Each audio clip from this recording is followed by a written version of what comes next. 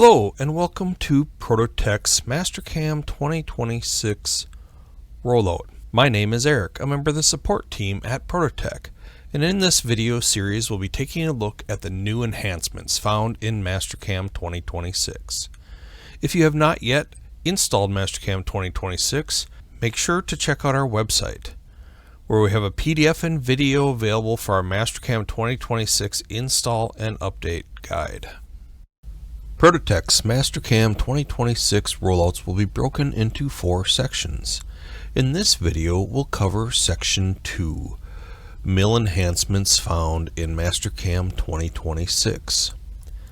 Here's a list of topics we'll cover in this video. Let's start with the Tool Manager. New in Mastercam 2026, we have a brand new interface for building Mastercam mill tools.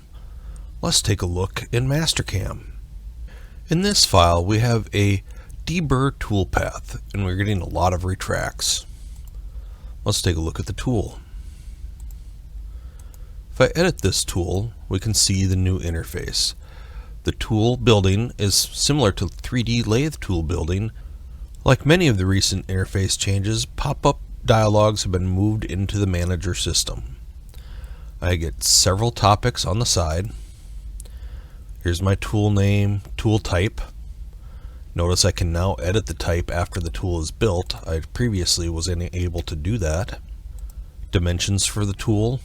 On this page, they have reworded some things, but the behaviors remain the same. Also notice my tool does not have much clearance. This is why I'm not getting all the cuts and getting several retracts. I have a new tool profile built on level 6. Here I have anti-collision model, and I can display my anti-collision model and my parametric model. Right now they're both the same. They're about to change when I start loading in a new tool. This is similar to the previous versions, just worded different. In the previous versions I would render my Mastercam tool. That is the same as the parametric model. And I could render my imported tool. That is the same as the anti-collision model. The new wording better describes their functions. My parametric model is how the tool is coded, how the toolpath behaves. My anti-collision model is how the tool is seen in backplot, verify, and machine simulation. Ideally, they're a perfect match, but my parametric model is completely defined by the dimensions I have here, and sometimes I could have extra relief ground or other things on my tool that could be important to the cut, but there are not fields for that. That's why I can load custom drawings for my tool and why I have a anti-collision model. That actually shows me how my tool truly looks in my simulation to be sure that it does clear the needed features. This is a common topic for support. The parametric model is important to the coding. The collision model is what you see. I'm going to load a new tool. I have a tool with more clearance drawn on level 6. So I'm going to import custom geometry from level 6. Now I have a difference between my parametric model, the numbers I have entered on this page, and my anti-collision model. So right now I am seeing my anti-collision model, that's the new tool with more clearance from level 6, is shaded, and I am seeing my parametric model, the numbers on this page, in wireframe. Another new awesome enhancement in this interface is I used to have to write down these numbers, but now I can pull these numbers right off the drawing. I want to correct my parametric model to be a better match. I always want this matching as close as possible to my anti-collision model. So right here I can pull a shoulder length from the tip of the tool to where the shoulder ends. So now I'm a bit more accurate. I see that my shoulder diameter is off. So I'll click here and I can select the new shoulder diameter, and then this has a shank treatment on it, and now I can even pick that line. Now the two models match very closely. Let's green check to finish editing this tool. Green check to finish the assembly. Green check, and it'll regenerate my toolpath with the new tool with more clearance. I can see by using this new tool I get cleaner cuts with fewer retracts. Also new for Mastercam 2026, we get a redesigned home reference points page. With new functionality, we can now choose to go from world coordinates or the tool plane coordinates.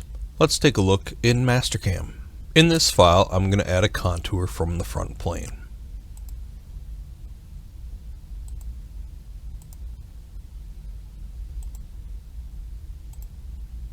Underneath the linking parameters, I have my home reference points. A reference point is a rapid move before and after the cut. I'm going to say pull out in Z. I can apply this and see what it looks like in the toolpath. This takes me through the part. The reference points are from the absolute world plane, not my tool plane. So I'm giving it a Z pull out in that direction. Let's edit the parameters. This is the legacy format. Previous to Mastercam 2026, these coordinates were always in the world coordinates. I did have absolute or incremental. Incremental is a bit better, but it's not what I'm looking for. New in Mastercam 2026, I can do absolute or incremental from my tool plane. This takes me to that X0, Y0 position. What I was really looking for was just a Z retract. I could turn off the X and Y, or I also have incremental tool plane. This makes it easier to type in data relative to my cut versus figuring out numbers from the world plane. Also new in Mastercam 2026, I can add taper to my Helix entries in both OptiRough and 2D Dynamic Mill toolpaths. This feature is located on the entry motion page. Let's take a look in Mastercam. Here we have a roughing operation using Dynamic Mill. I'm going to verify it. The first operation I selected was a stock model. That allows me to keep verifying from that start point. I'm going to slow this down a bit. I'm going to create a section view.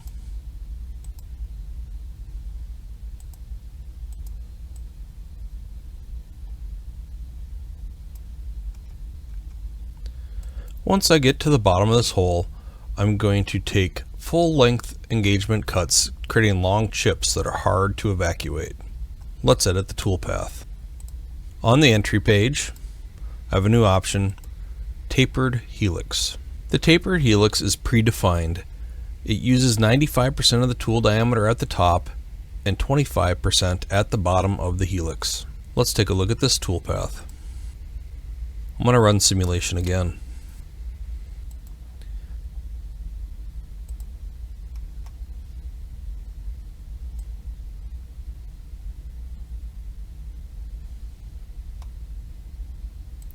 It now helixes in at a taper, so that when the cutter gets to the bottom of the cut, it is not initially cutting full-length chips, making the chips shorter and easier to evacuate.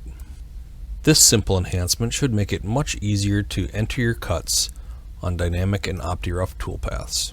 Mastercam 2026 adds critical depths to the 3D high-speed roughing toolpaths. This has been added to the cut parameters page for Dynamic OptiRough and 3D area roughing. Let's take a look in Mastercam. In this file, I have an OptiRough. On the cut parameters, I now have critical depths. Longtime Mastercam users may find this familiar. We had these options in the Surface Rough Pocket toolpaths. I have the Include Flats, which automatically adds cut depths anywhere there's flats, and I can also manually add cut depths. Taking a look at the operation as it stands, the cutter is just going down the step depth. It's missing a few of the flats. There are multiple ways to fix this. Turning on step ups will ensure that all the flats are hit. Critical depths just gives me more control to do the toolpaths the way I want. I'll select a manual depth there and there. This ensures that I get cut depths at those two flats. To align with functionality available in other mill toolpaths, color selection options are now available for 2D milling toolpaths. The new color selection options are available on the toolpath type page of 2D milling toolpaths. Also new in Mastercam 2026, Blend Mill and Dynamic Mill have a new spindle speed option. Currently, users can input a custom feed rate on the first pass. This functionality adds the ability to also specify an accompanying custom spindle speed. This feature is located on the cut parameters page. Now you can adjust the feed of your first pass, but also the spindle speed. Mastercam 2026 now has more control over how you select holes when drilling, specifically how voids between concentric holes are handled. Let's take a look in Mastercam. I'm going to create a drill toolpath. In previous versions of Mastercam, if I were to select this hole, the entire hole would be selected. Notice only this hole is selected. I have options to control that. I'll delete this hole. If I look at Advanced and choose Include Voids, if I select this hole, the entire hole will be selected like previous versions. The advantages of selecting just the partial hole become clear when I get into multi-axis drilling. We'll take a look at that in the next video.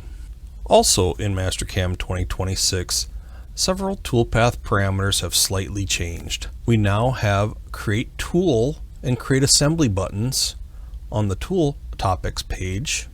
We have some slight modifications to the Depth Cuts page from 25 and previous versions to 26. A few small changes as well to some of the cutting parameters pages, in this instance the Face Mill toolpath. This concludes the mill section of Prototech's Mastercam 2026 rollouts. Make sure to check out the other 3 rollout videos and all of our videos on our YouTube channel. Thanks for watching.